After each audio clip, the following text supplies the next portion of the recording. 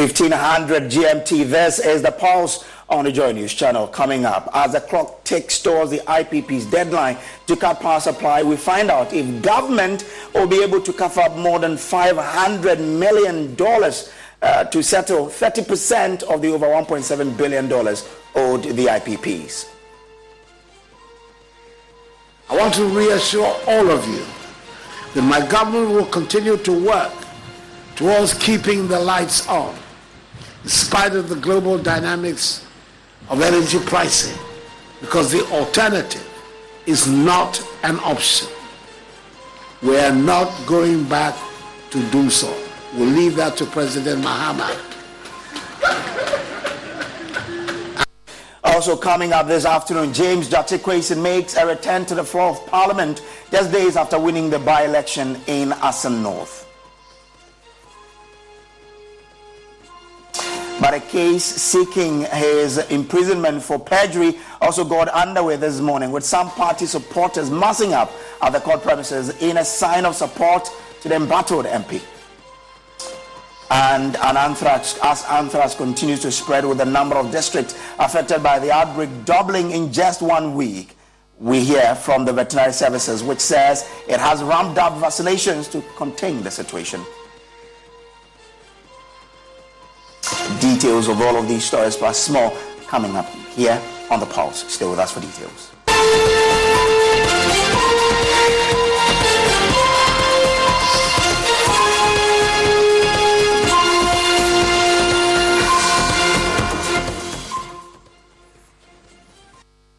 Our government is hoping to secure a deal with the independent power producers to avert the shutdown of power plants by Saturday.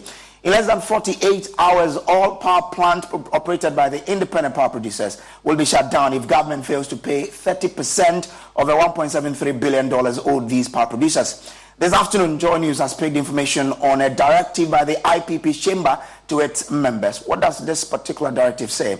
Now, it says each IPP must nominate nothing at zero nominations and not declare an availability to the system operator beginning July 1 to July 8, 2023. Now, it continues to say that we'll try and so that's the information there. Already 3 of the IPPs have shut down operations. We'll try and bring you an update on a meeting between government and the IPPs aimed at averting the shutdown. Will there be a deal this afternoon? We wait to see. Right now, though, let's bring you a breakdown of the energy situation in Ghana today and the impact a withdrawal by the IPPs will have on power supply to your home. Now, if you look at the energy sector debt in Ghana, the total debt is $2 billion, out of which the IPPs are owed $1.7 billion.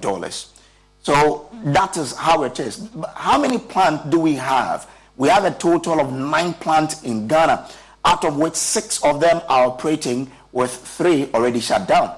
Now, when it comes to the capacity they have, for the IPPs, they have an installed capacity of 4,132 megawatts, out of which the hydro component makes up 38%, with the 61% of it being thermal component. Now, solar component has less than 1. So, in terms of electricity generation in Ghana, we have 22,051 gigawatt per hour, out of which we consume 18,067 gigawatt per hour.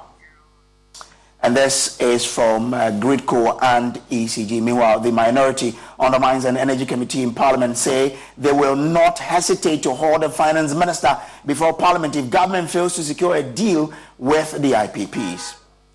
Let's do more on that. Joining us is Ishmael Ejekumhene, Executive Director of the Kumasi Institute of Technology and Environment, KITE. He will be joining us for a conversation on this to find out what could be our options or the options on the table as government is engaging these IPPs in order to avert a possible shutdown, because the IPPs gave the warning some time ago that if 30% of the debt government owes the IPPs is not paid, they will be forced to shut down end of this month. So by tomorrow, we expect that after tomorrow, this power plant will shut down. But government also says it is doing everything it can. Now, earlier our sources within government, sources close to a high-ranking officers in government told us that they are already on the brink of securing agreement with some of them to ensure that these power producers do not go down. But joining us now is Ishmael Ajekum, Executive Director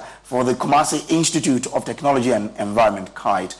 Grateful to you, sir, for joining us. First of all, what's your reading of the directive to the IPPs that they shouldn't nominate anybody to present power to the government if the 30% is not paid?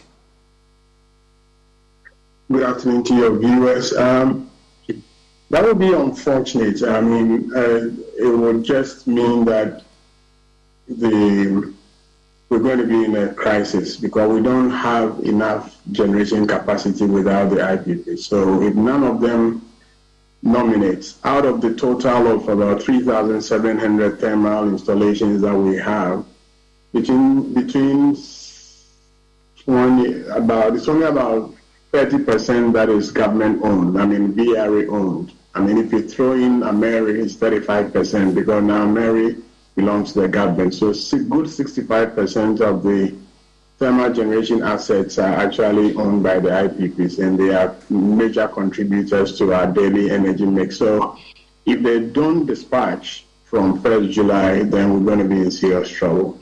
But as I told you some couple of days ago, I honestly believe that they will find a solution to it's good that at least they are now talking because I doubt if government will be able to raise the 30% they're asking for. That's in excess of $500 million US. If they haven't made any payment now, I don't think they'll be able to make that payment before July 1. So it's good that they are now talking. Hopefully, they'll be able to come to some agreement and they won't shut down the system.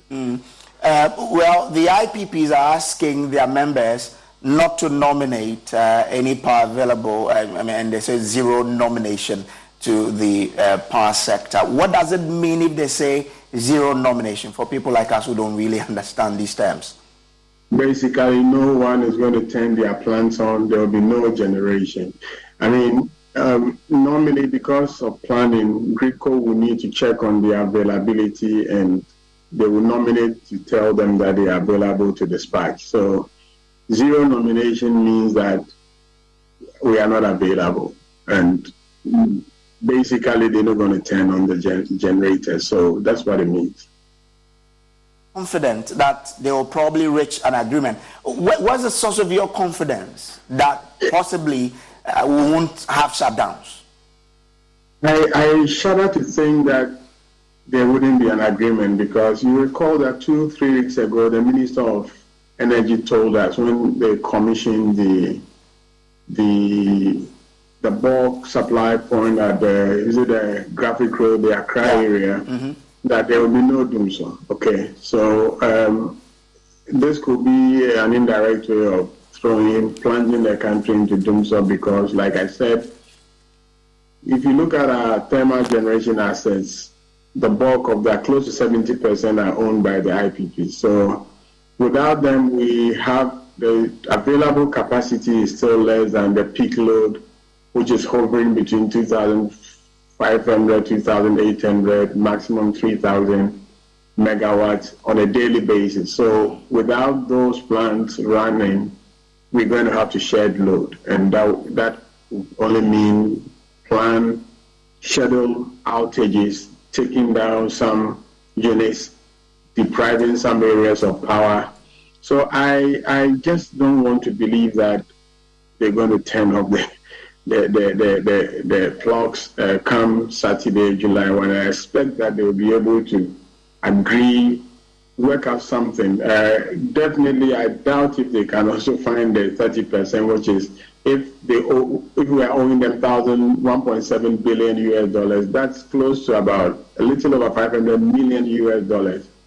And I doubt if they'll be able to find that money for them, but I believe they will come to some compromise. I pray that I'm not proven wrong, but I don't think anybody in government is going to allow this thing to happen. I'll be very surprised if it happens. But How did we get here in the first place for government to owe these people over $1.7 billion when, of course, everybody who uses power in this country pays for that power consumption? So unfortunately, that's something that I'm happy you bring in this up. Part of the debt is for some of the unutilized capacity, the one that we call redundant capacity or excess capacity. That one, they don't come into what we call the supply plan, which is what the PURC uses to determine the tariff. So for the unutilized capacity, it's the Ministry of Finance that is supposed to pay directly to the IPPs.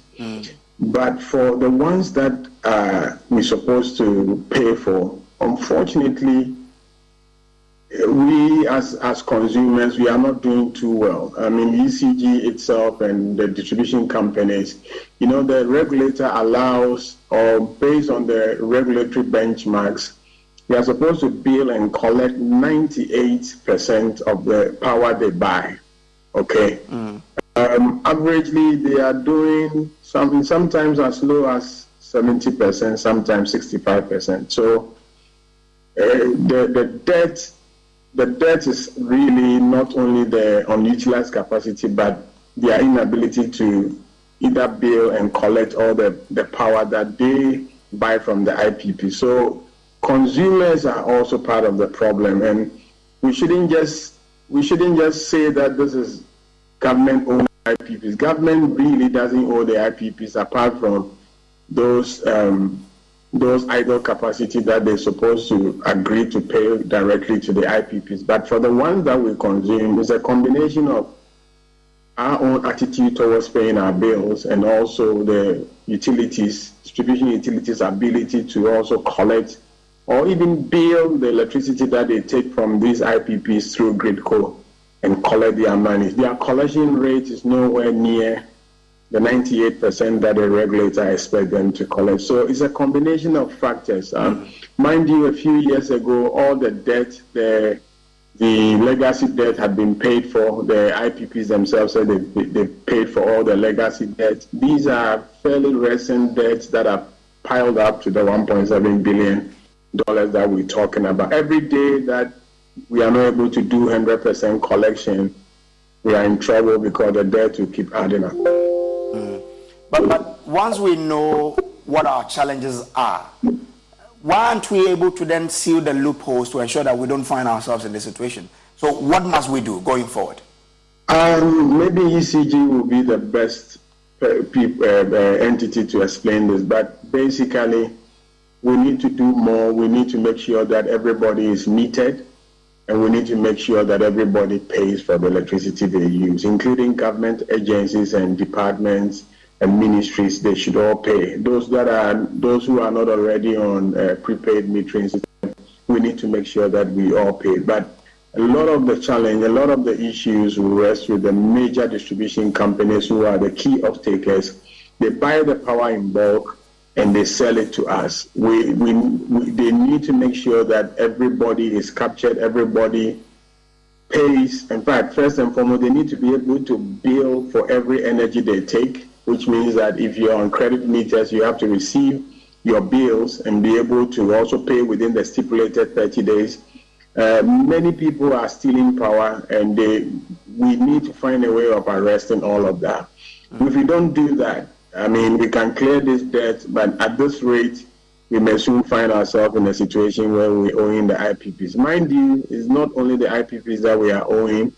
A lot of entities within the value chain are being owed. I believe ECG owes Gridco, and all these problems we have. We need to make sure that the distribution sector is functioning the way they are supposed to function. Otherwise, this problem keeps coming. And part of it requires some more investments, but a lot of them, the non-technical losses, really, we can do something about it. Which means that if we are able to deal with the technical losses and theft in the system, we are probably halfway through our challenges. And I'm sure once you know, the people who are managing the sector also do know. So it then comes to the question, Why aren't we able to stop all of these loopholes? Is this something that you could prefer some reasons why we're not able to do the right things? Like I said, I maybe try and bring the ECG management to explain why this is difficult. I know they have challenges, but I think this year they've been trying to do a lot of revenue mobilization and also make sure that they aggressively go after people who are owing them. And also, I mean, there is this, they are even trying to give some flat rates to customers who do not have meters as of now, so that at least they will capture them into their system. But a lot needs to be done. Mind you, as I explained to you, they are required to collect 98% of every amount of power they buy from the IPPs. That's the regulatory benchmark.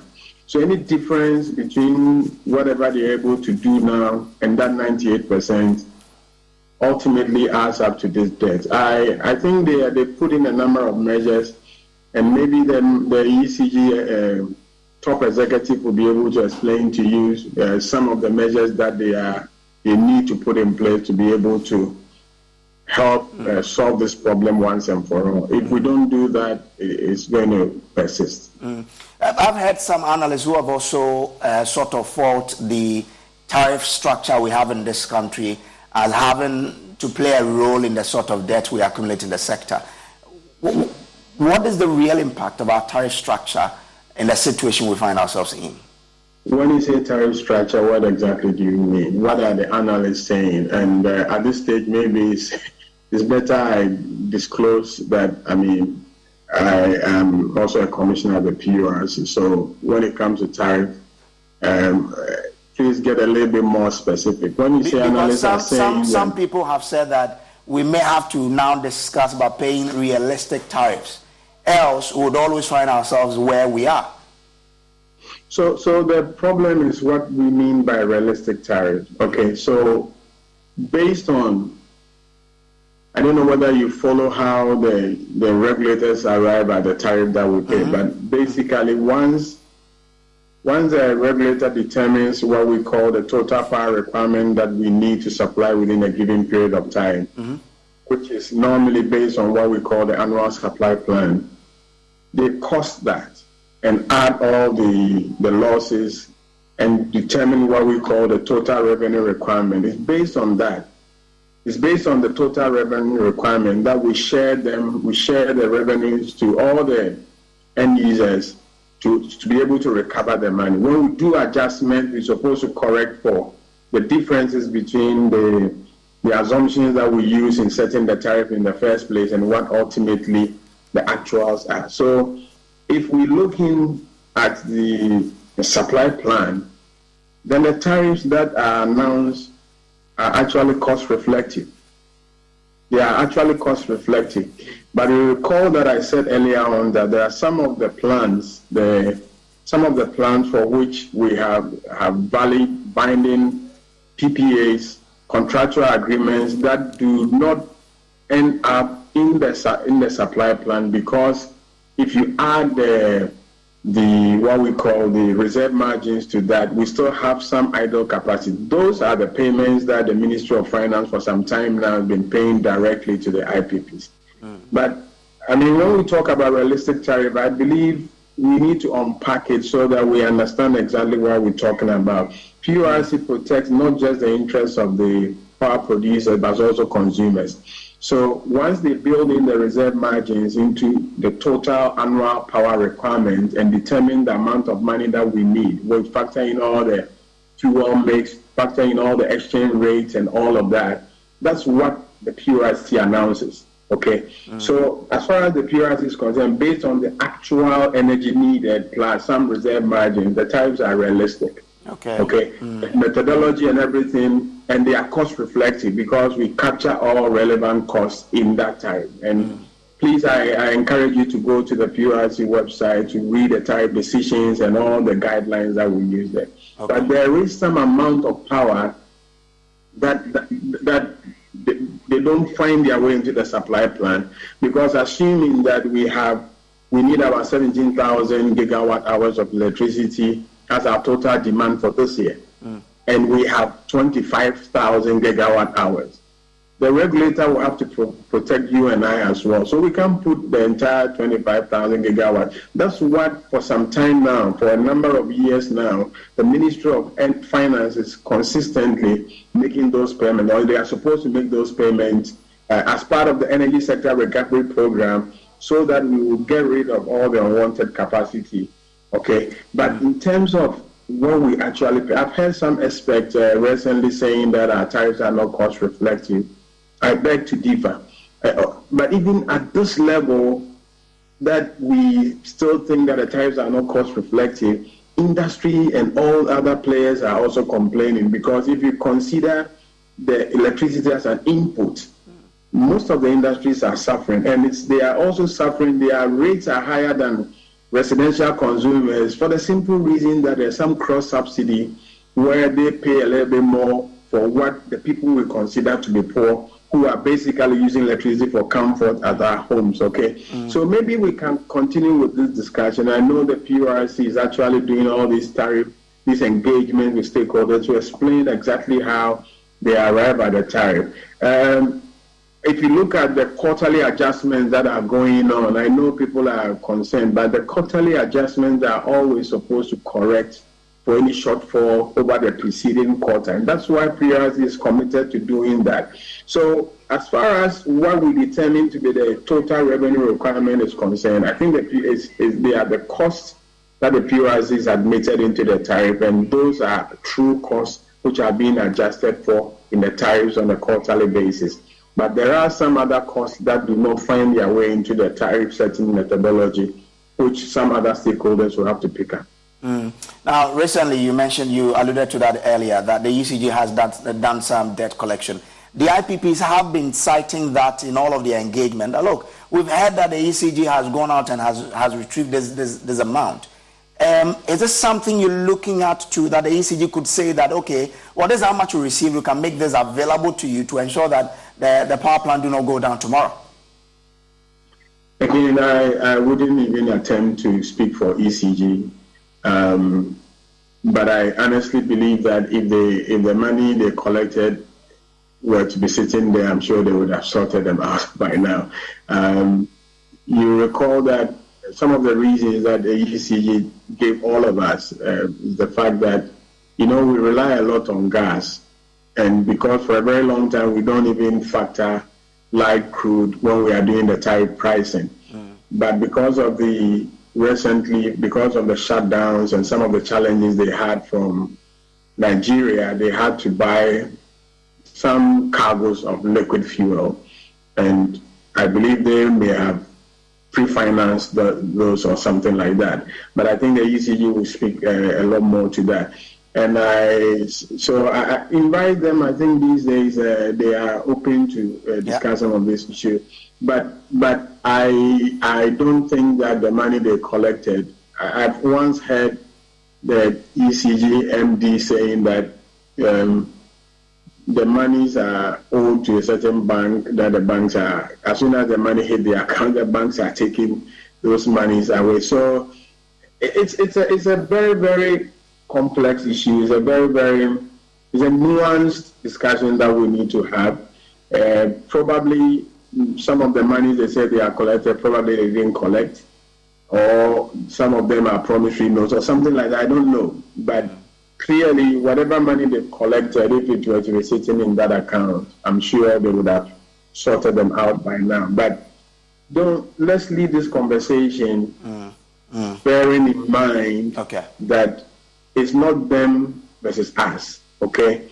We all have a role to play, and let me use your platform to make an appeal that let's fulfill our part of the bargain. When we say electricity, we all pay for electricity, we make a very huge assumption thinking that maybe those of us who are complying, but a lot more people are also stealing power, okay? A lot more people are bypassing their meters. A lot more people are doing illegal connections, sometimes in connivance with the people who are supposed to arrest them anyway.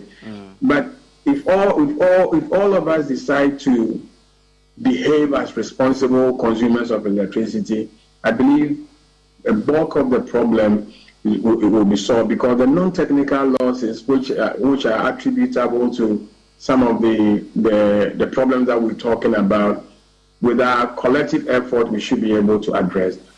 Okay. Now, just before I let you go, recently the governments agreed to or signed an agreement with AXA. Now, one thing in there, that's the PPA structure, says take and pay with 40% dispatch guarantee on dependable capacity. What does that really mean? Okay, so I mean, I don't know where you got that PPA from, but I mean, if I understand the English that you just read to me, take and pay means that, unlike take or pay, it means that I pay only when I say that I need your power, okay? Mm-hmm. But if they say you are guaranteeing 40% dispatch, then invariably it's 40% take or pay, okay? Mm. So, I mean, what it means is that it's take and pay, but when I bring the plans, I mean, you are guaranteeing me that for 40% of the time when I'm available, you dispatch me, you nominate me, the terminology they use. Mm. Because when they are competing plans, is sometimes they have a ranking order, merit dispatch order, that determines which plans should come online and which ones shouldn't come online. Mm. It is very possible that probably because of the commercial agreements, they will be back at the end of the queue, in which case they might not be able to even pay for their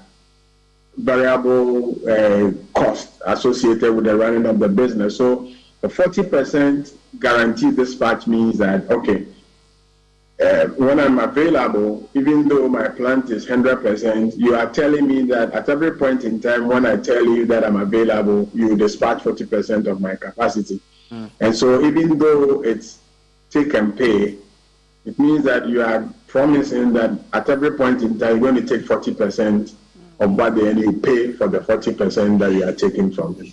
But isn't this part of the reasons why we are where we are? Not quite. I mean, we are where we are because the take and pay are quite different from the take or pay. Now, I'm referring to the 40% of it, which of course you explained earlier that it is close to take or pay. That 40% of it, if you are available, I'll take it. Whatever it is, I'll pay for the 40% of it, isn't it? Yes. So I mean, the good news here is that very soon we will need every available generation capacity. Okay, because we are teetering on the brink of exhausting what we've been calling the excess capacity for some time now. So by the time, I don't know the time frame, by the time the plant will be available, we would need that. Okay. But we need to be sure that like the problem you're talking about, we need to avoid a situation where we don't have a plan and we are contracting generation assets without any clear focus in mind, okay? The Energy Commission is mandated to do the system planning in terms of the forecasting. Okay, they have the Integrated Power Supply Master Plan, which should be our reference Bible, knowing when we need to add and how much we need to be adding at every point in time. Okay. Let's stick to that and make sure that, and please pay attention, you guys are powerful. Just once the new version is around, let's make sure that anything you hear, you go and match and see whether indeed we need those generation assets or not. But clearly, we need to start planning for the future demand. If we're doing 10% annual growth and you factor in all the reserve margins and you look at the dependable capacity, I think we should start looking at when we are adding new assets to our generation. Bearing in mind that it takes averagely 36 months to get a new power plant, thermal plant built and operational. Okay, grateful to you, but kindly hold on for me. The president, when he recently commissioned that bulk power supply point, made it a point that he's not sure there will be doomsday in this country. As we look at the clock ticks to the closure of the deadline that the IPPs gave to Parliament, will the government really hold on to this promise by the president? Listen. This project is an excellent illustration of the strong cooperation that links the Republic of Ghana and the Kingdom of Japan, which we cherish very much. My gratitude goes also to the Electricity Company of Ghana for providing access to part of the compound of its primary substation E, which facilitated the construction of this Accra Central Bulk Supply Project. I also wish to thank all traditional leaders, as well as the Ghana Railway Development Authority, for access to the transmission line right of way. I further express gratitude to the leadership of the Presbyterian Church of Ghana and families in this area who ceded part of their lands to pave way for the building of the transmission tower that provides a critical connection point from the bulk supply point for onward connection to power supply. I want to reassure all of you that my government will continue to work towards keeping the lights on, in spite of the global dynamics of energy pricing, because the alternative is not an option. We are not going back to doom so. We'll leave that to President Mahama. I'm convinced and confident that our nation is on the right path. Despite our challenges and with God on our side, I have the firm belief that we shall succeed in this enterprise. So that is President Nana Addo Dankwa Akufo-Addo there. Now we're asking you for your expectation of what is going to happen. We put this question on our Facebook page that Doomso looms. Chamber of IPPs direct members to cut power supply from July 1, 2023. What's your take on this? Let's look at what some of you have put up there. Now, Abdullah Prince Abubakar says the government should give them their Charles Opokun 1. I don't want my lights to go off. What is the meaning of Charles Opokun there? Well, Robert Jebu says they are right. After all, they are not Father Christmas. The destroyers of this country are listening. If only they are aware of this and approved this, then we are good to go. By the way, they are just back from Assin North. Probably fatigue set in, okay? Georgina Tamaklo says, ironically, the big men have standby generators. Okay. Elvis Kojo Lecha says, my take is that they should cut it. Oh, really? Okay. Amayito Christian. I can't read what you, but it says, Agbajanyilo. I don't know what that means. Anyway. Degraft Sasuma Raymond Jeremiah says, they should cut those who chop the ESLA money meant for this, and not me, who contributed to ESLA to paying such debts. All right. Kofi Ishmael says, well, okay, I think that's, okay, will Yvonne and Sarkodie lead demonstrations when this doomsaw starts? Okay. Michael Nyako Senior says, do they pay our bills for us? That's a question he's asking. Ephraim K says, well, look, God help our leaders. So instead of paying debt, they take the money to Assin North and distribute to people. Keke. They did not win too. Is it the IMF money, by the way? If not, where did they get the money from? I thought they said Ghana has no money.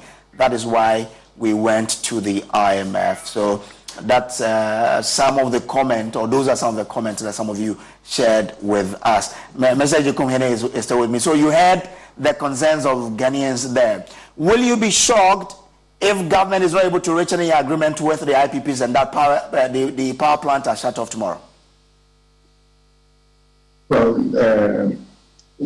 it's based on what the president said a couple of weeks ago that I'm sure they will find a solution to this. I've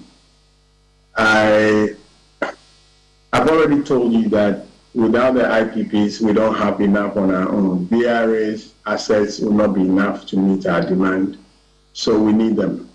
So if they shut off their plants, it means that we're going back to doomsaw. And what was doomsaw? Doomsaw was as a result of lack of generation, okay? We didn't have enough to meet our demand. Okay. So if somebody says that I've shut my plans down because you owe me and the lights go up, it's also doomsaw in disguise. So I just want to believe that a solution will be found. I'm quite optimistic, and I hope a solution will be found.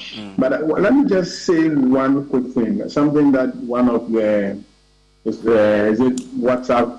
It was Facebook, man. Facebook, yeah. I've heard this ESLA thing. I've heard this debate about ESLA.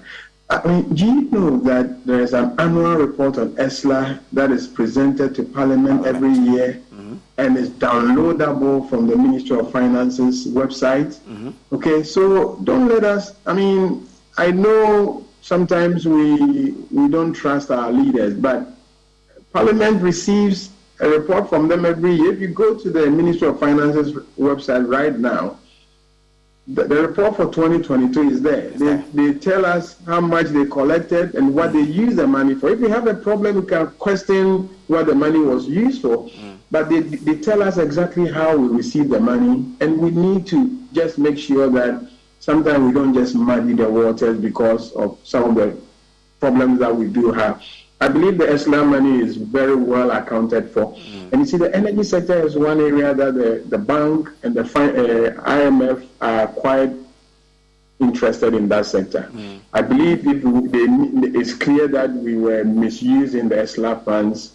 I'm not sure they would have gotten away with it because they know that one of our problems is the energy sector. So I think the ESLA money, we can trace how much has been received and how the money has been utilized. So maybe let's leave ESLA out and let's figure out how we're going to find the money to be able to sort them out. But I also would like to plead with the IPPs. I mean, I don't know where they're going to find $500 million within, if they have it. I believe, $500 million is a lot of money. It's close to the 600 million we got from the IMF recently. Exactly. It's almost like saying that give us everything that we got from IMF and before we continue to give you power. I think that there's been a long relationship, and I believe that they should be able to. But the thing is that they also need liquid to stay afloat. They are in business. If without the liquid, they cannot continue producing, and that's why it's important that government pays for whatever it takes. Oh, you please don't misunderstand me. I mean, they've even tried by not demanding 100% and say they need 30%. Okay, because that's what they're entitled to. You've actually produced, you have received the invoices, it's been okay that you owe me that much. I mean, elsewhere, proper business practices, they will turn off the plugs. Okay. But really, when you have a country that is just coming out from an IMF program or just gotten an IMF program where even we are unable to even pay bondholders their money, we must be in some crisis, okay? So I think they may probably have to use that as a basis, but I mean, that's entirely their decision. Okay. But I'm happy they are talking, okay? Because last week they told us that they hadn't had any meeting with the government, but now that they are talking, I believe something positive will come out of it, and hopefully. Okay. All right. Over to you, Mr. Ishmael Ejekum, for joining us here on the Pulse, here on the Joining Shadow. Still staying in the energy sector. The Energy Ministry says the much talked about good for all deal is not to get cheap oil prices, but to reduce the pressure on Ghana's foreign exchange. Some minority MPs have said the deal has not done anything to bring down the cost of fuel. Answering questions on the floor of the House, Deputy Energy Minister William Oreku Edu said the focus is not so much on getting cheap oil. The whole idea of this go for oil was not necessarily to get cheap oil price, but the idea was to take pressure off the foreign exchange, where government needed to use our scarce foreign exchange to procure petroleum products. In this case, we're using gold. We're using cedis to buy gold and then use the gold to exchange for petroleum products. So it's not, the purpose was not originally to get necessarily cheap price. Meanwhile, former minority leader Haruna Idrisu says by virtue of Article 181 Clause 5 of the Constitution, the gold for oil deal is an international financial transaction which must come before Parliament. The minister in his answer states that Ghana's gold for oil contract agreements are between the Bulk Oil Storage and Transportation Company Limited, BOST.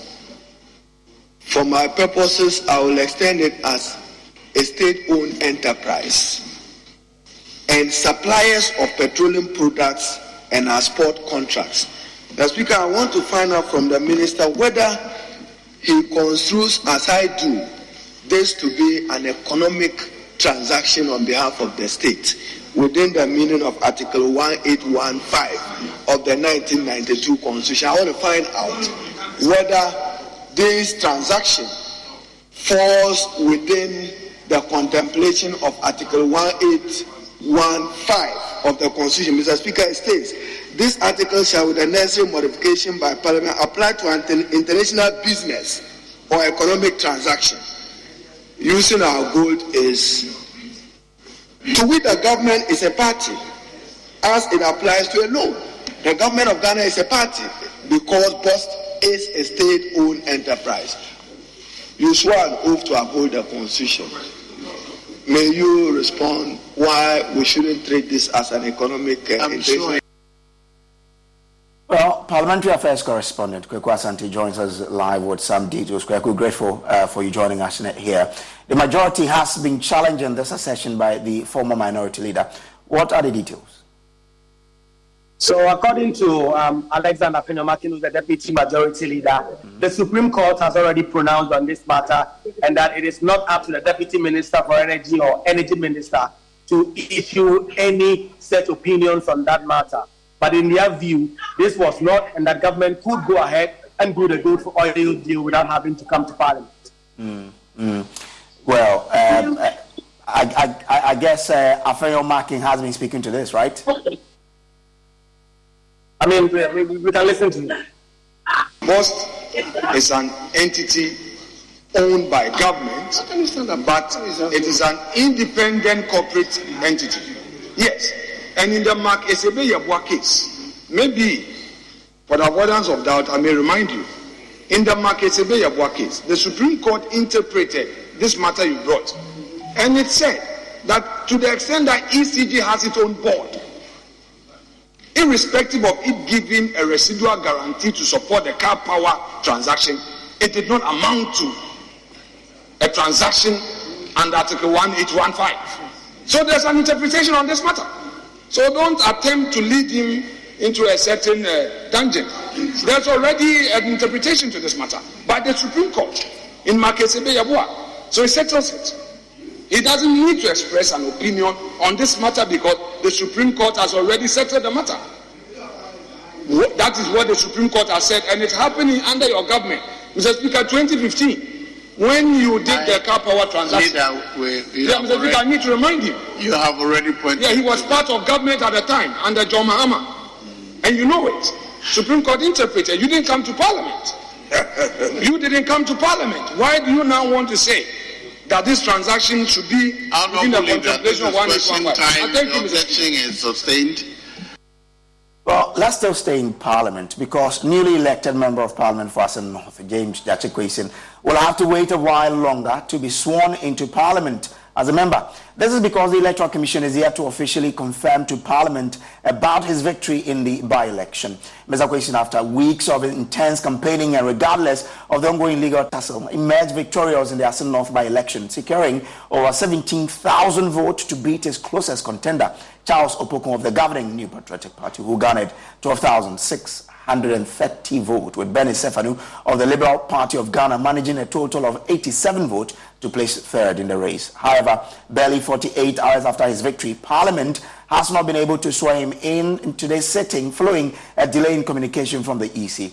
Parliamentary Affairs Correspondent Gyakye Quayson is still with me with details. Kweku, the expectation was that Gyakye Quayson would have been sworn in this morning. What have we been able to pick up? So this morning, if you came to Parliament, you would have seen a number of NDC MPs were wearing white, obviously celebrating that victory that they were able to secure over the NPP in the Assin North constituency. And so the expectation largely was that the EC will be able to set for the instrument of Gyakye Quayson to the Speaker of Parliament would enable that swearing-in to happen. When Parliament resumed from its Christmas break, from its Easter break, and had to swear in the Mpokumewu, there was a similar process having to do with the EC trust instrument to the Speaker of Parliament for the Parliament could be properly constituted to do that swearing-in. Our understanding and our checks was that as of this morning, the Electoral Commission had not been able to do so. It may be a little understandable because the election was closed very late on Tuesday. On Wednesday, the EC could not have gone to the office because it was a holiday. And so today, the expectation is that that documentation will be worked on and Parliament could get that by close of day today. All right, so this is still the pause, and we are in Parliament to get what has been happening there. We understand that the Member of Parliament elect for Assin North, James Gyakye Quayson, would have to wait for a while until the EC communicates to Parliament the outcome of that by-election before Parliament can then go ahead to, get him officially into the House as a member, so to swear him in. We know how hot this contest was, the by-election. You expect that the NDC MPs will still be in a jubilant mood. We want to find out what the House has been since morning. My colleague, Kwasante, will be with me soon to give us a wrap on that. We've also seen that the Finance Minister was in Parliament today. What has been happening in Parliament? We have all of those updates for you here on The Pulse. Stay with us. We'll bring you more.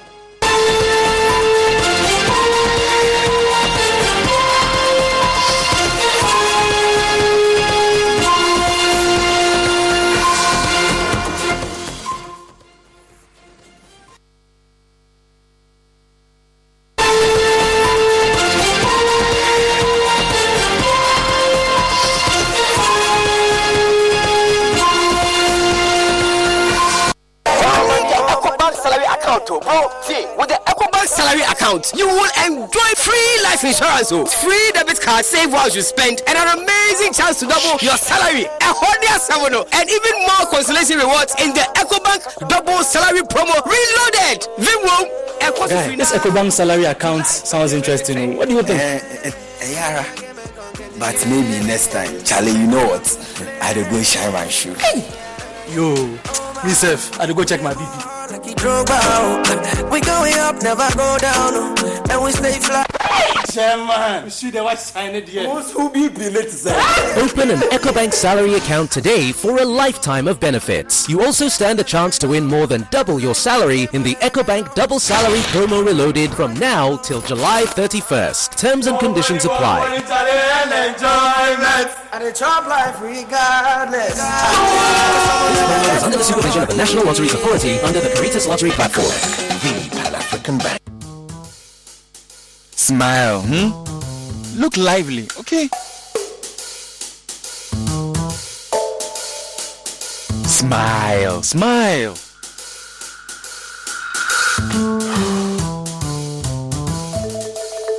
Is the money too small?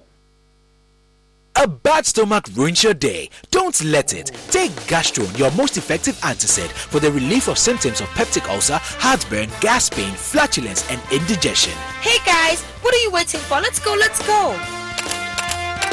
Mwah. Can you bring down the smiles more? Gastron, effective relief from stomach discomfort. Manufactured and distributed by NS Chemist Limited. This advertisement has been vetted and approved by the FDA. Daddy, this tank is big. Yes, that's true. It can store a lot of water.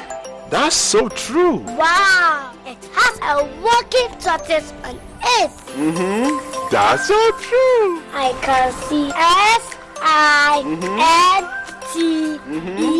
SINTEX.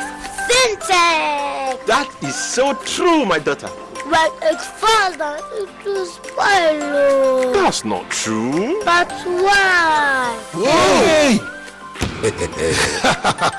Syntex was the first to introduce double-layer tanks in Ghana. Syntex again was the first to introduce white inner layers in Ghana. Syntex gives you the biggest warranty, 7 years. No matter your water needs, Syntex is the answer.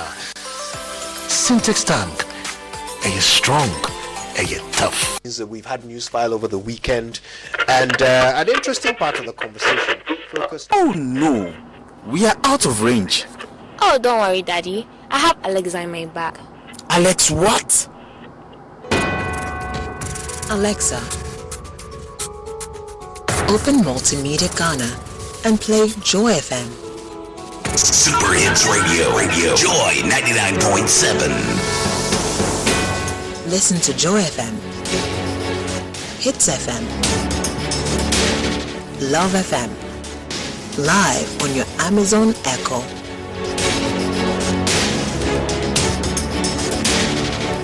Listen to your favorite multimedia radio stations live on your Amazon Echo device by saying, Alexa, open Multimedia Ghana, play Joy FM or Hits FM or Love FM. Or catch up on your favorite podcast by saying, Alexa, play, and then the name of your favorite podcast from Multimedia Ghana. For a list of all podcasts available, say Alexa. Ask Multimedia Ghana to browse programs. On air. And we are back like we never lost signal. Alexa, welcome to Multimedia.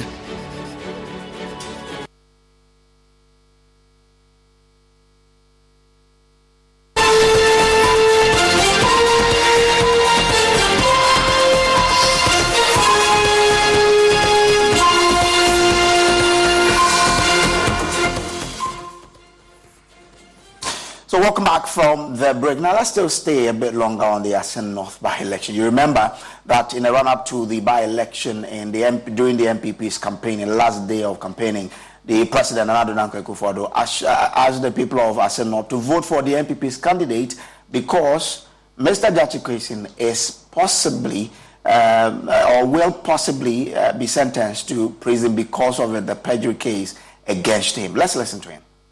I hear he said even if he's in prison, we'll vote for him.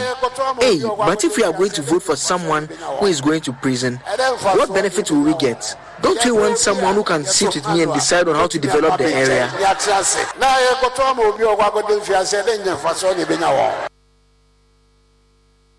Well, so this morning we understand that Mr. Gyakye Quayson, the case was called at the court once again because the criminal aspect of the case is still ongoing. So what was the update from the House? The National Communications Officer of the NDC, Sami Jefi, has been briefing the press. Listening. He is challenging the ruling by the trial courts for the matter to be heard on a daily basis, and for cross-examination to be done on a daily basis.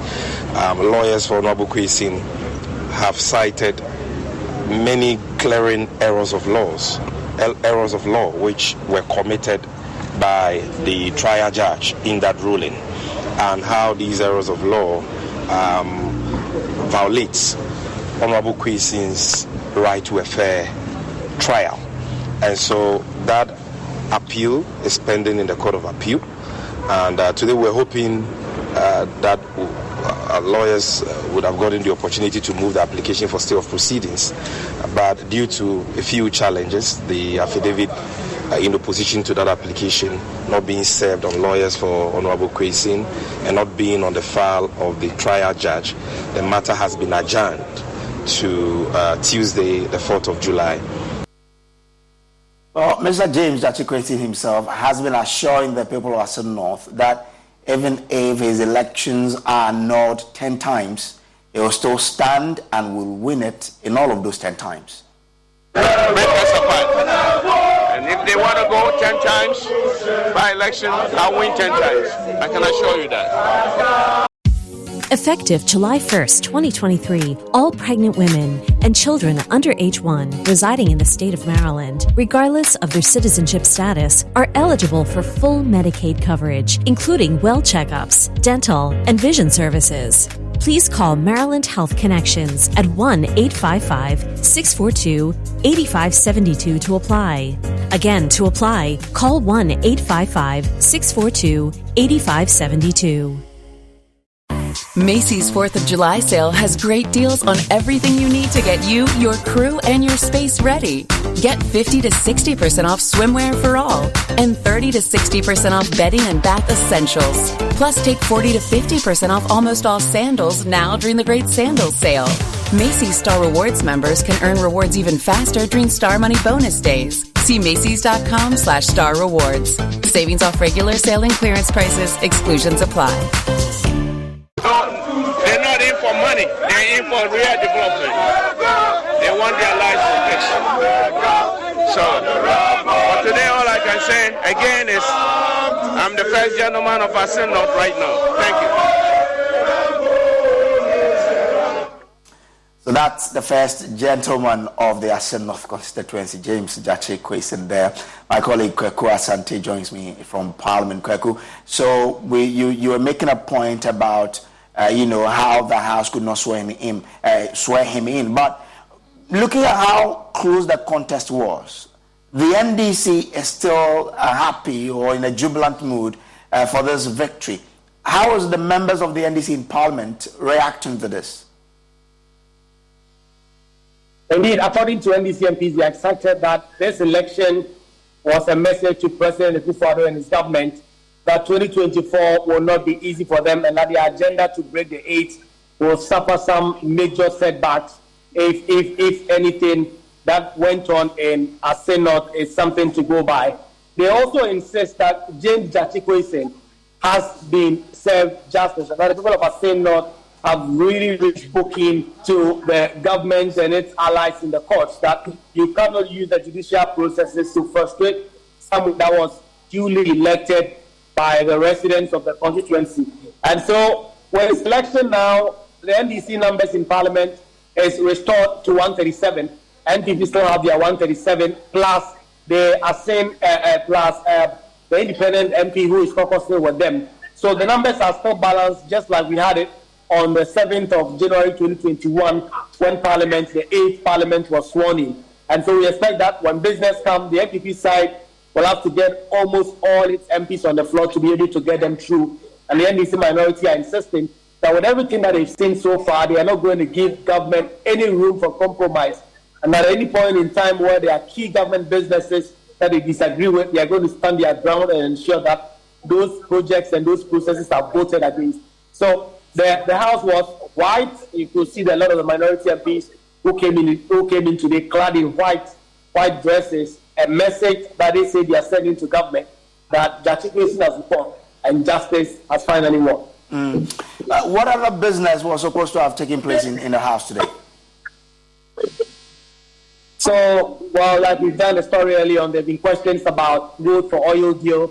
The Minister for Energy has been answering questions. MPs have been finding out specifically the electrification program going on in their various constituencies. We expected that the anti-gay bill would have been dealt with today.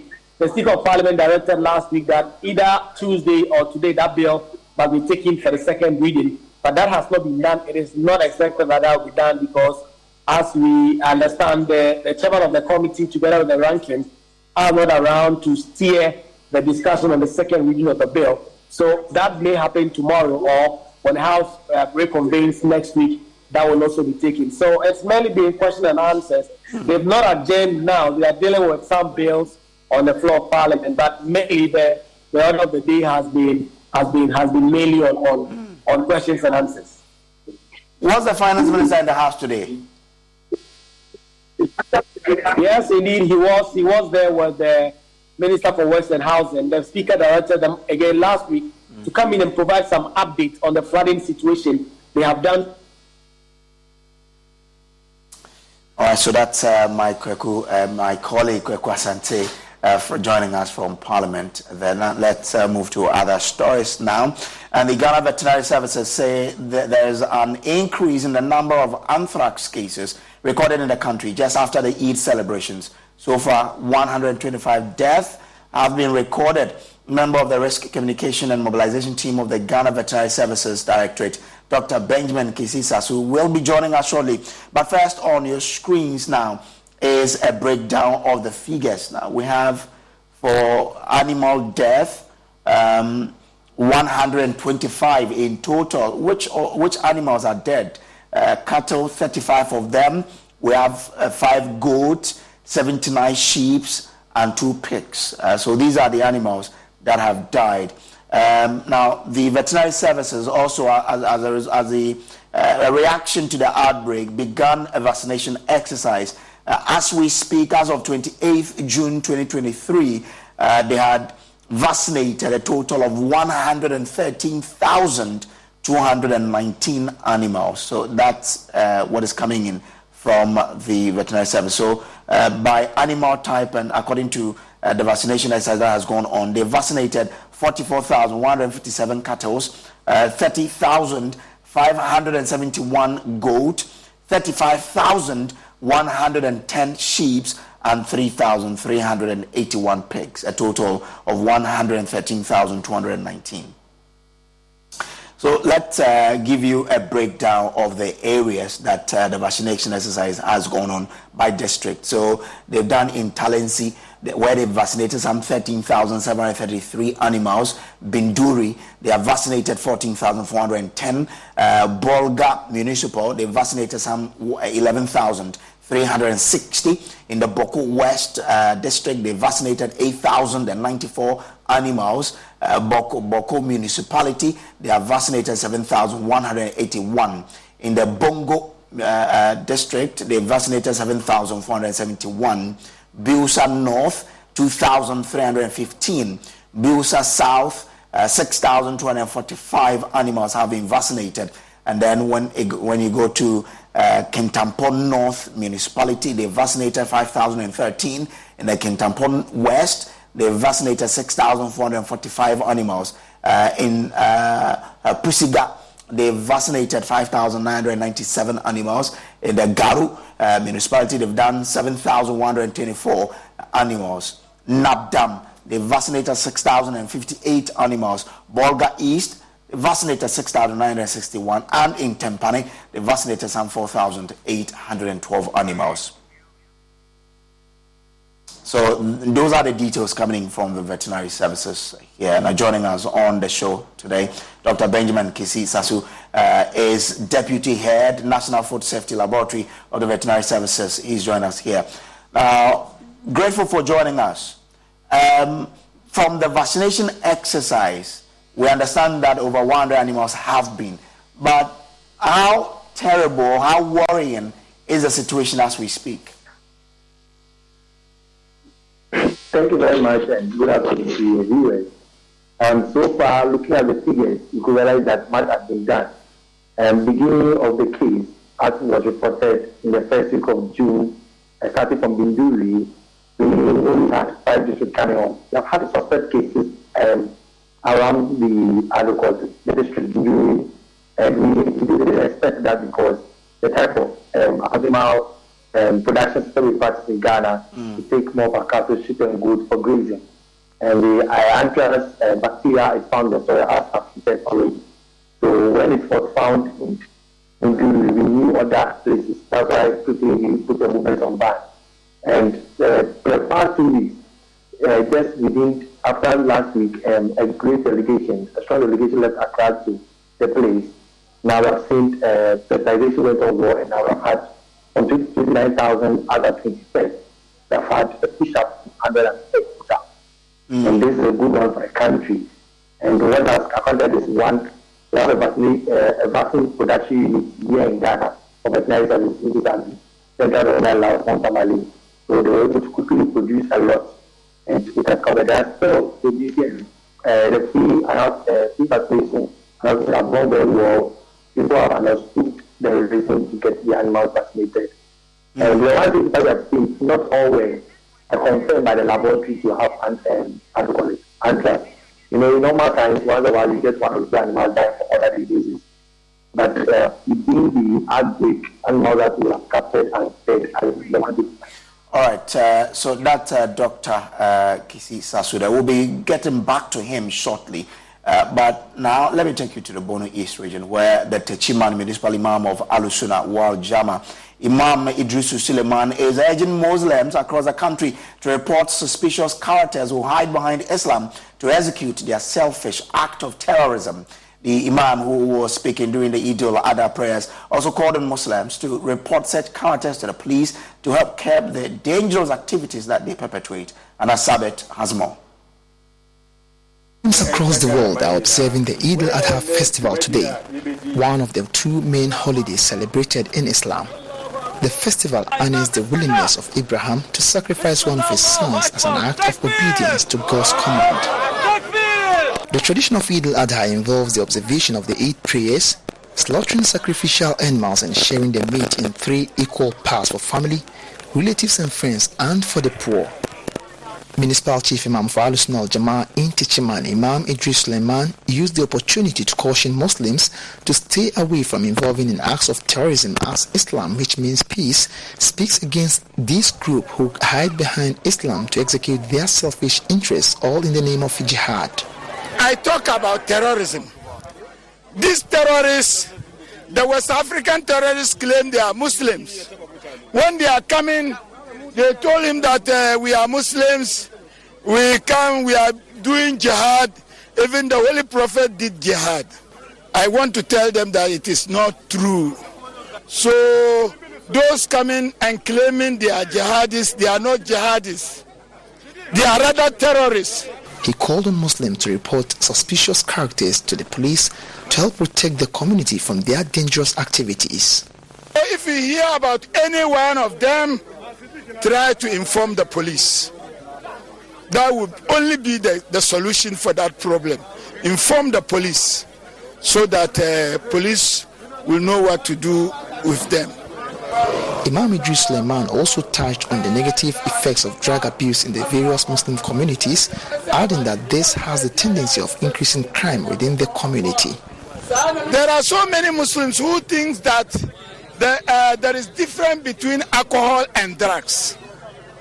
Drugs are part of alcohol.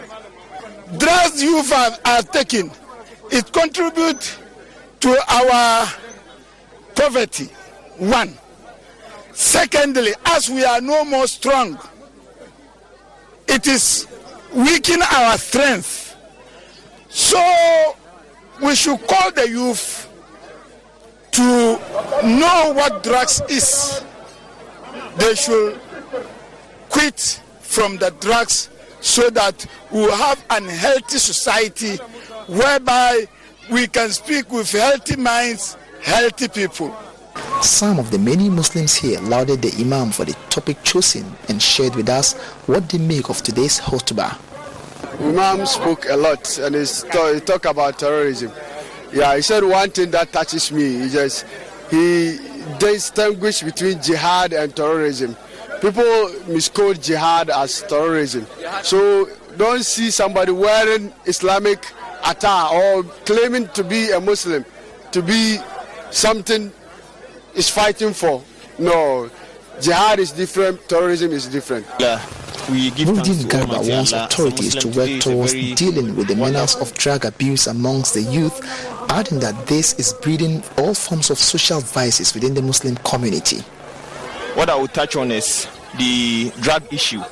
In fact, for drug issues, it's really affecting us, and it's really being something that the authorities have to give a second look at it, because when you come to this community or the community of Muslims, Techiman is not going to be precise. In fact, it's nothing to write home about. In fact, you will be marveled to see kids at early as 10 years, 13 years, you see them with all sorts of drugs, to the extent that they are school dropouts. And they tend to be beggars, thieves, and what have you, because the mother of all social vices is drugs. Because when you are on drugs, you cannot do anything for yourself. So I think we pray to the authorities to do something about it, and we pray to the Almighty Allah to come to our aid to help deal with this thing and change our people. Reporting for Joy News, Anas Sabit, Techiman. Dr. Benjamin Kese, who is the Deputy Head of the National Food Safety Laboratory of the Veterinary Services, has joined us back on the phone. I'm grateful to you for joining us. So I was asking from you how serious the situation is and why I should not worry because you've started some exercises. Great. So thank you very much for connecting me back.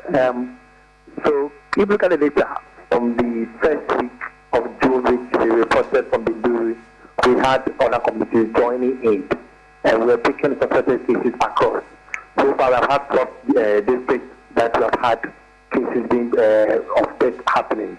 And as I said, in normal times, animals will die from other diseases. And samples are sent to the lab. So the picture about so far, the 165 animals dead are what we have picked in those communities in Upper East since the state started. Out of it, it's only 6 districts out of it that the laboratory confirmed that the death of the animals that the samples from are anthrax. And as of the first, we have done 59,000 animals in terms of vaccination. But from last week, that a lot of effort was put about sensitization. Vaccines were sent there due to the availability of vaccines by the Central Veterinary Lab at Mount Tamale. We were able to get a lot of vaccines sent around, and we have had other partners who have helped in the distribution of vaccines across the region. And so far so good. We have been able to contain the issue in Upper East and just these areas. But we are happy to see a lot of the people in the region appreciating the need to get their animals vaccinated. So just within a week, we have had a greater jump from 29,000 to in the 100,000, which we must applaud ourselves as a country. We are not seeing more cases figuring, but we'll continue to monitor to see what happens in there. And if you have heard, on Monday, the Regional Public Health Emergency Committee issued another statement or addressed the press, talking about now how they are going to help for animals to pass through Upper East. You know, they have adequate border with other countries, and we have some animals that pass through the border town and the Upper East. But the last time we spoke about this, it was in 6 districts. Today, it has spread to 12. So why shouldn't we worry that there's a possibility of it spreading to other districts outside of the northern part of the country, as you say? Great. So the data you have, the data doesn't indicate a 6 district that have got the answer. But I think the data you have, the 12 that you have, the number of districts that you have in the table there are districts in Upper East that since the declaration of the outbreak, animals have died from it. I've died in those regions. But out of these animals, for example, were picked, it's only 6 districts as of now.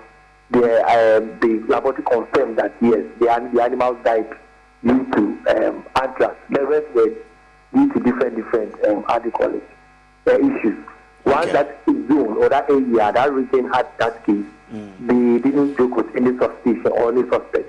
So the data that has been given to you was in totally animals that have died within 4 weeks since the announcement of anthrax.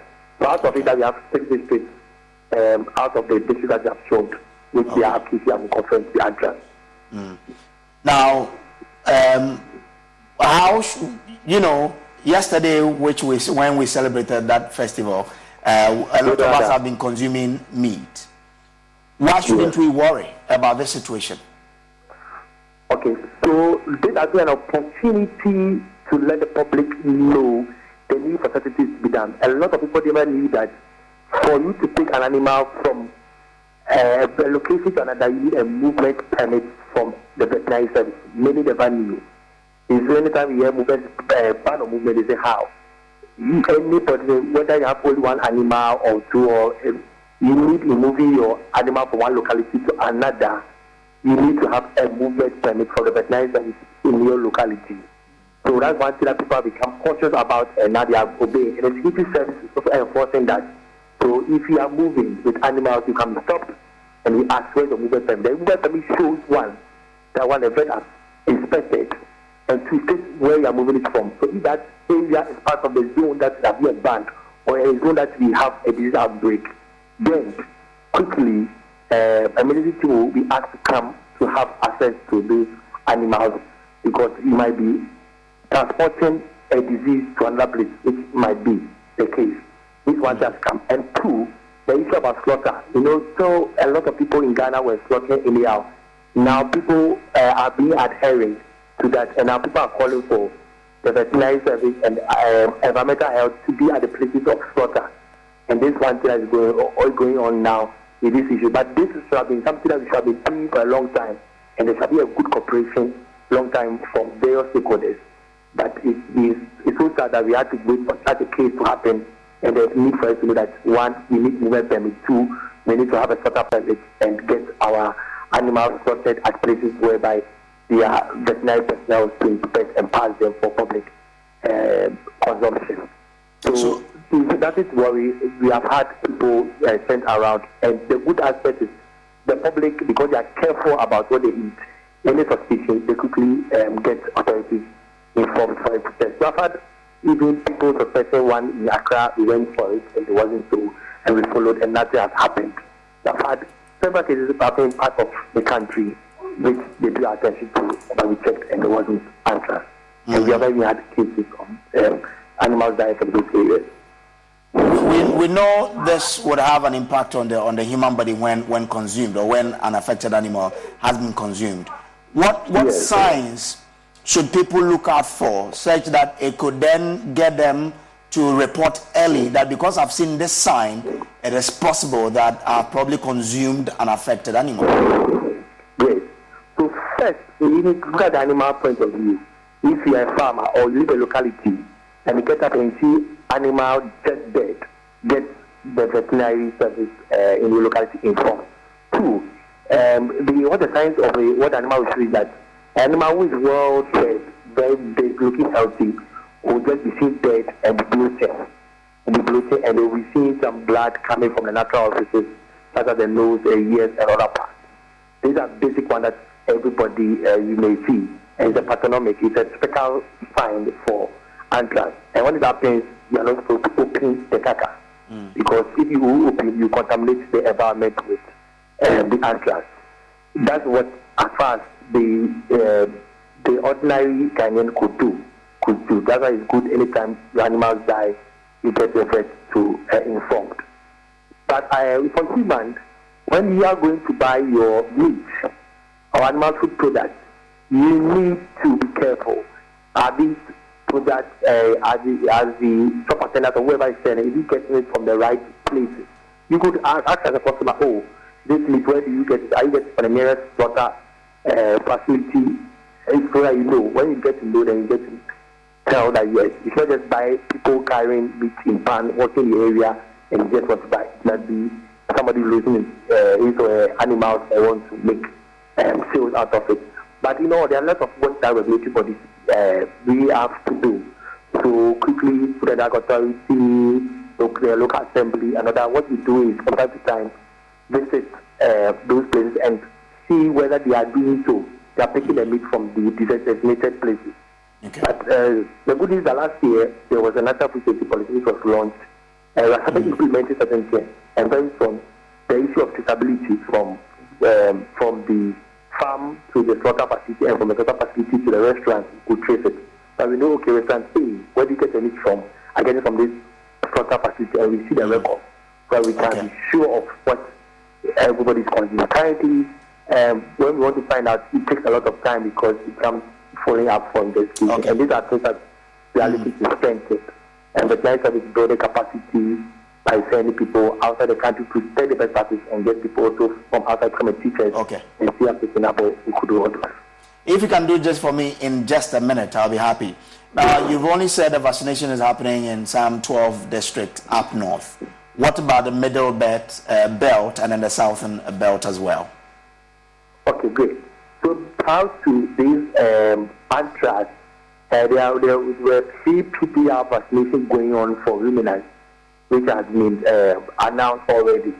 So with the issue with this anthrax, though the focus is the northern side, those in the middle belt, anyone who needs vaccines, the nearest veterinary service would support.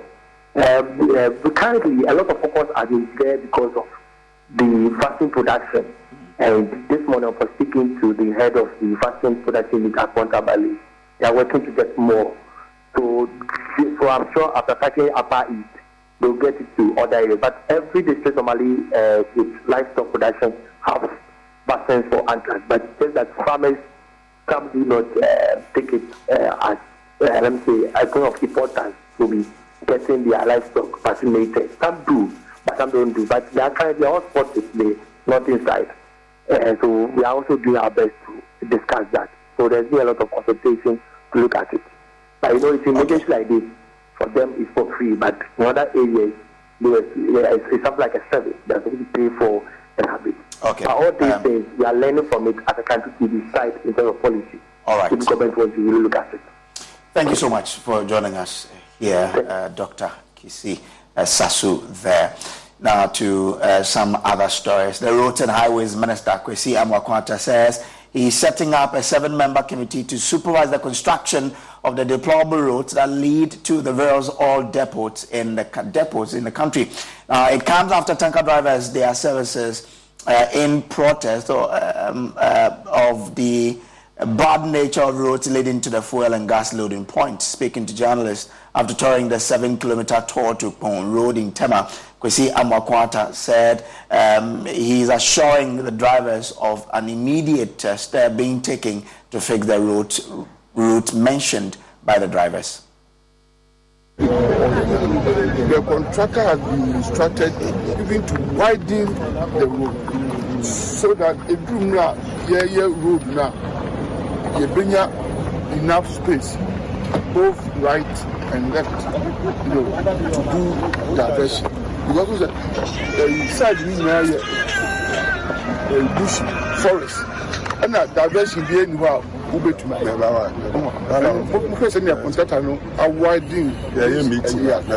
the road has been properly engineered and the contractor is on it, the contractor is working.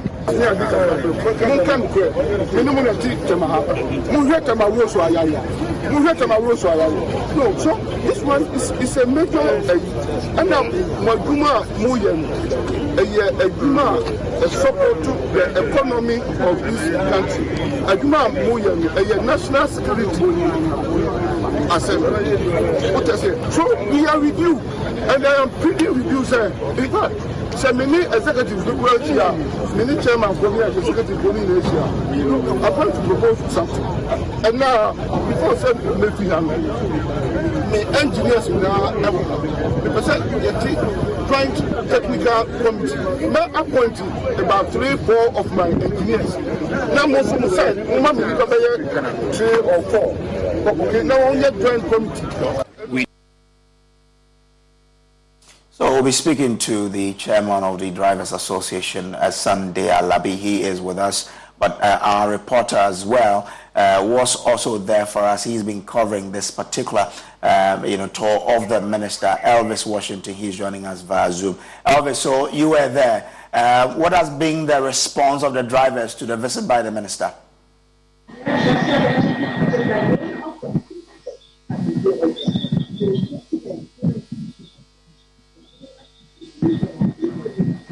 So Elvis, it's difficult. You're talking, but we can't hear what you're saying. So we will need to fix your sound so we can understand whatever you're telling us. But Elvis has been with the minister's entourage in this particular conversation with the drivers. Sunday Alabi is the vice chair of the Drivers Union, and he joins us live with more as well. Grateful to you, sir, for joining us. So the minister has assured that he's going to put up 7-member committee to supervise the construction of all roads leading to your depots. What has been the reaction of your union to this visit by the minister? Yes, my greetings to your viewers and listeners as well. Yes, we have come to an agreement to form a 7-member committee to supervise the ongoing reshaping of the road. Because as we speak, there are trucks on the road, grading the road or shaping the road for now. So what we told the minister is that we want more equipment to add up with what they have already, which they did, and then to send equipment to Takrady, Kumasi, Bay. And as we speak right now, equipment is on the way, or it's in Takrady right now, working on the Takrady road as well. that they are assuring that tomorrow equipment is coming from Tamale to Kupe, and then Kumasi will also start work tomorrow. So the agreement is that the 7-member committee will supervise this road and make sure they do it motorable for us from now. And then the agreement is that they'll see to it that there will not be any shabby work that will cause danger to our drivers as well. So these are the agreements we've come to. That is why we decided to, or we have suspended the strike. So tomorrow that will start work, but today there's no work. Because we want to see that as from now to tomorrow morning, we want to see that there's enough work being done on the site, so that tomorrow it will not be a danger to us again. That's why we allow them to do enough today. Since they started from 3 days ago, by tomorrow morning, we are expecting that there will be a level of a commitment so that we can resume work tomorrow. Okay. So the agreement is that they are going to reshape these roads. When did they say they are going to start proper construction of these roads for you? Yes, because as we speak, the contractor too was part of the meeting. So from his demeanor, that means there's not enough funds. So the minister also promised that they would make sure the contractors have what is expected to be able to do the work. But for the proper work, proper construction of the road, they didn't give us any timeline. Because we don't want to hold the government on ransom or our people that. So that's Sunday there. He is the vice chair of the Tanker Drivers Association of Ghana. So just gone by, he's been telling us that there has been an agreement for the roads leading to the depots throughout the country to be fixed temporarily for the drivers to drive on. And the proper construction will also start when funds are made available to the contractor. He says that there is works being done on the road leading to the depot in Tema and the one in Takrade as well, and that the one in Bupe will be worked on tomorrow as well as the one in Kumasi. Well, this is the pulse on the Joy News channel. There's more to come your way. Stay with us. We'll be right back.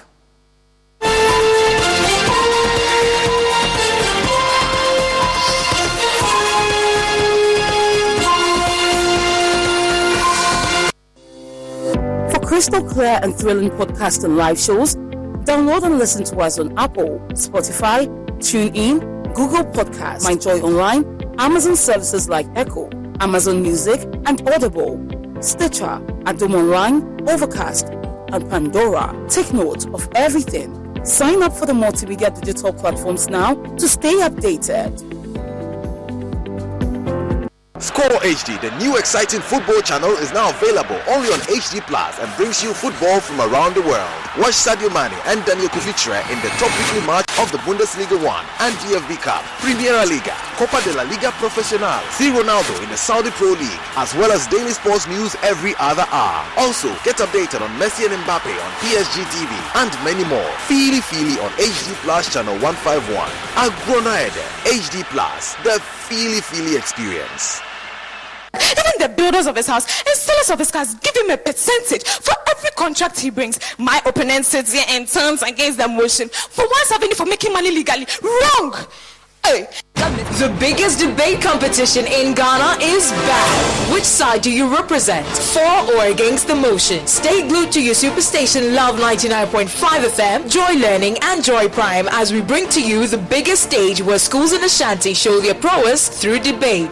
Rally behind your alma mater to glory as gallant young men and women from the various senior high schools in Ashanti elucidate their stance on matters of national interest. Venue is the Christian Service University College. Catch us live on Love 99.5 FM, on Facebook at Love 99.5 FM, Joy Learning and Joy Prime, 2 p.m. each day. The Love FM High Schools debate, trumpeting the voice of young ones on issues of national interest. This event is brought to you by your superstation Love 99.5 FM, the Ashanti Regional SRC, and the Regional Directorate of Ghana Education Service Ashanti and CHAS. This program is in partnership with Pepsodent, Rasta Choco Molds from Twillium Industries, Christian Service University College, Jackson Educational Complex, Cowbell, Madam Catherine, Frital and Fortune Rice from Wilma, and sponsored by Zest Consult, Pidato Company Limited, CBS Industries, Top Choco, Ultimate Fashions, Flora Tissues. Supported by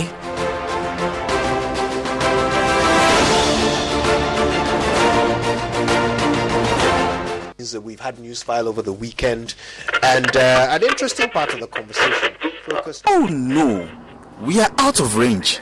Oh, don't worry, Daddy. I have Alexa in my bag. Alex, what? Alexa, open Multimedia Ghana and play Joy FM. Super Hits Radio, Joy 99.7. Listen to Joy FM, Hits FM,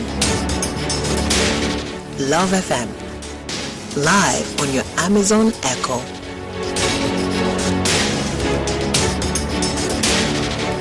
Listen to your favorite multimedia radio stations live on your Amazon Echo device by saying, Alexa, open Multimedia Ghana, play Joy FM or Hits FM or Love FM. Or catch up on your favorite podcast by saying, Alexa, play, and then the name of your favorite podcast from Multimedia Ghana. For a list of all podcasts available, say Alexa. Ask Multimedia Ghana to browse programs. On air. And we are back like we never lost signal. Alexa, welcome to Multimedia.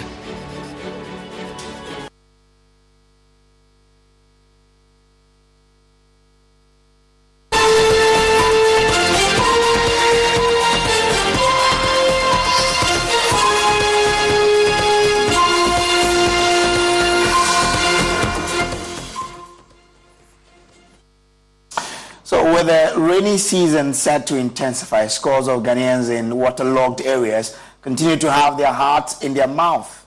On today's edition of Joy News Floods of Trauma, my colleague Gyakye Quayson takes us to Odoko Waterworks, where residents say they dread the rains due to its devastating effect on them. They therefore want government to speedily address the drainage systems in the area to put their fears to rest.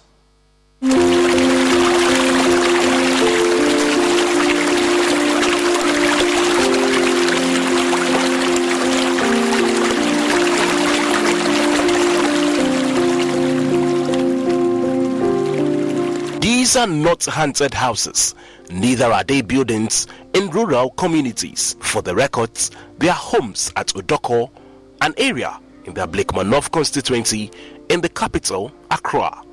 But over the years, due to the persistent floods, these structures have lost their glow, with their heights ebbing into the ground. In June and July, roughly 30 homes basically sit in water. Residents therefore find it difficult to even access their rooms, forcing some of them to abandon their rooms and only return when the rainy season ends. Ahaka observed over the years that lack of rapid development in the area and virtually no drainage system forces running water into their homes. Those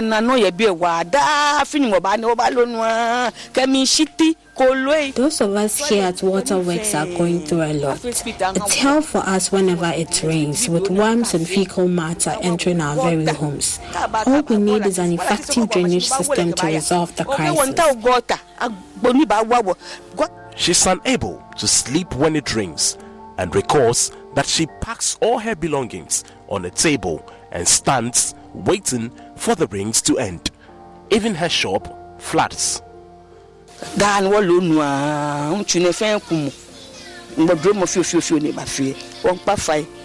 We always have to scoop out water when it rains. My house was even destroyed, but it's now taking shape. So we plead with the MP to come to our aid. We vote for them, but we see no change.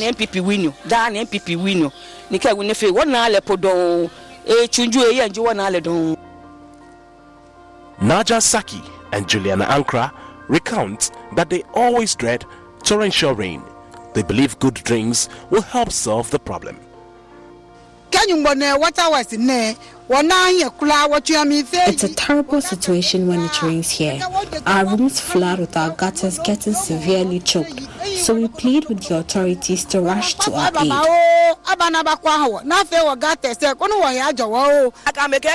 The NPP is complacent here because they believe even if they make a dog contest the seat, it will win.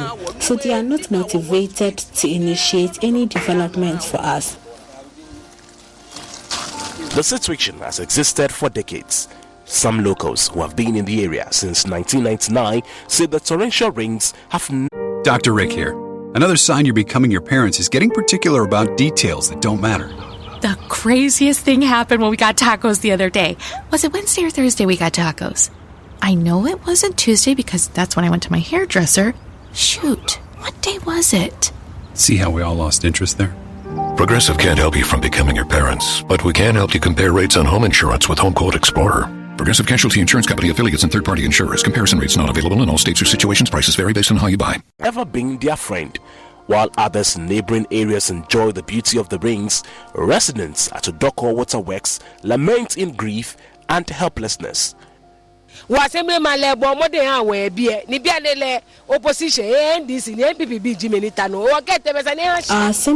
does his best. He finds it difficult to secure maximum support. So once again, help is all we need. Due to the absence of a gutter here, the rains engulf us, making it difficult for our customers to even come around.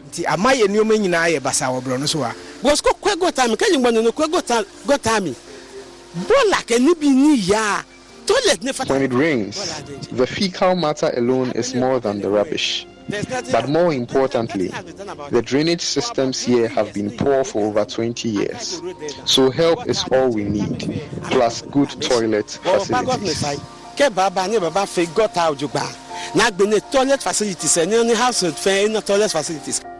According to them, settlers who are well-to-do have erected their homes in such a way that all the water comes down to the low-lying homes in the neighborhood. But what really accounts for the harsh experiences of the residents when it rains? A tour of the area revealed a lack of sufficient drainage facilities in the entire neighborhood. Residents say the available drains are too small to accommodate the gushes of running water whenever it rains. This, according to them, is a major problem, a challenge the Member of Parliament for the area has failed to address. It is terrible when it rains. Our MPs have always lived closer to us, yet they simply don't care. All they do is to ride in their vehicles without caring about our needs.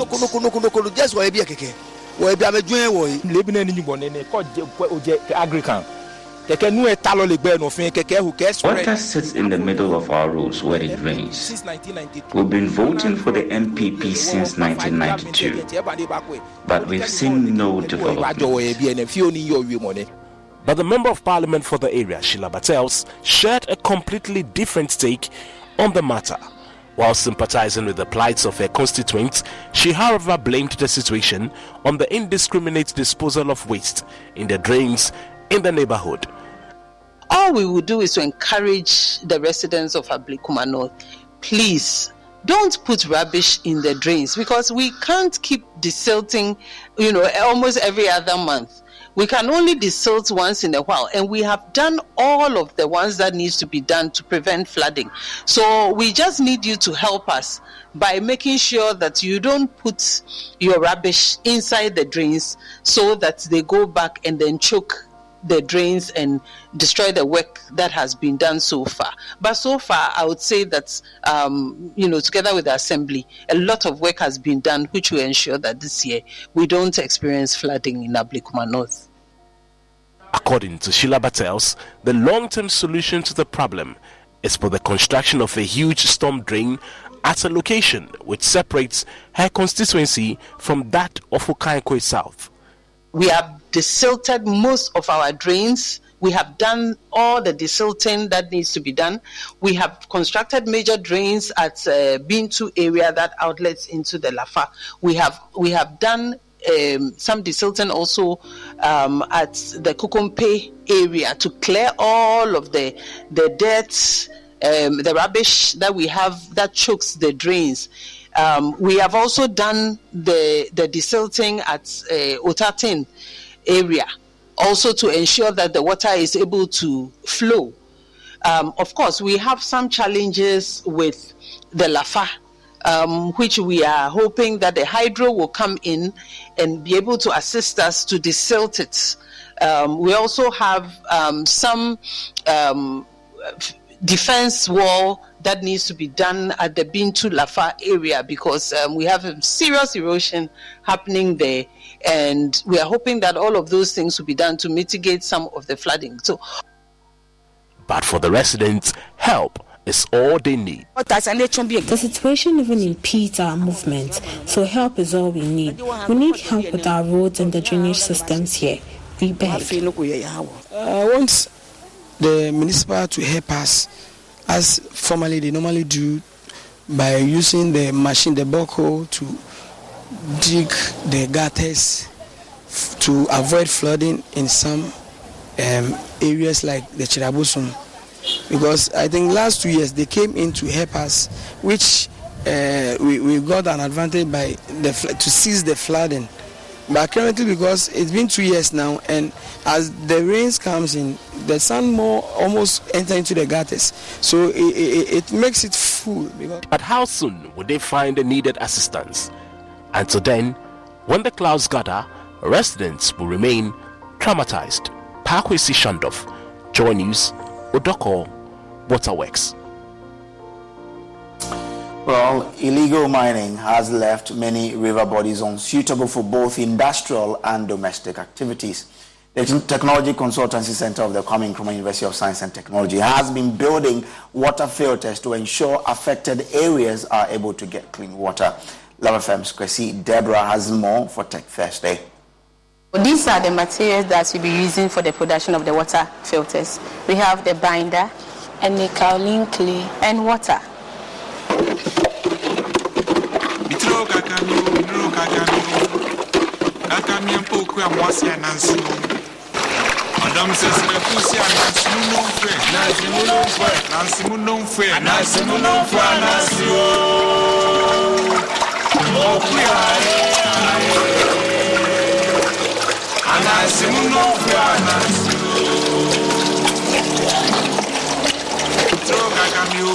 So after the mixture, we sieve the mixture to remove all the unwanted materials that was mixed with the clay and other things. After we are done sieving it, you could see that the water and then the clay and then the other ingredients inside are not well mixed. So we usually mix it together to get a very smooth and uniform texture for the production.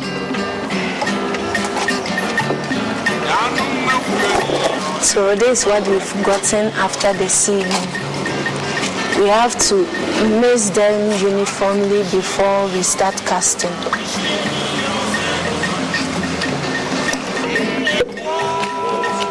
So you pour gently.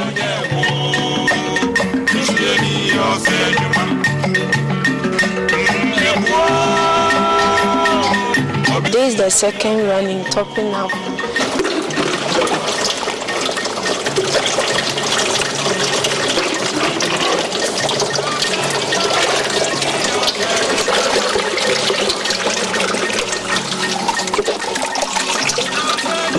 Because of the nature of materials that we use, you have to make sure that every composition that you prepare must be finished. If you don't finish it, what will happen is for a day or two, there will be a fermentation taking place, creating more bigger pore sizes. Okay, that also has its own application, but that's not what we want as entrepreneurs or as businessmen wanting to make money for the purpose with which it has to do. Yes, of course, when it's fermented, we have this macro pore sizes, which we use in pre-treating the industrial waste first before fine treating or fine treatment of the pre-treated water for whatever application you want to do, either food processing or drinking in the house and that kind of thing. So despite that it's a don't, it also has its own interesting application. After casting, you leave them for some few minutes, and after that you pour out the excess that are in the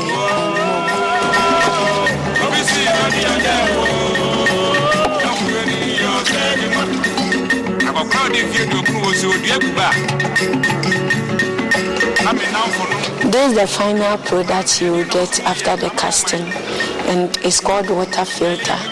So we make plenty of these ones, and they are used in filtering water for domestic and industrial use.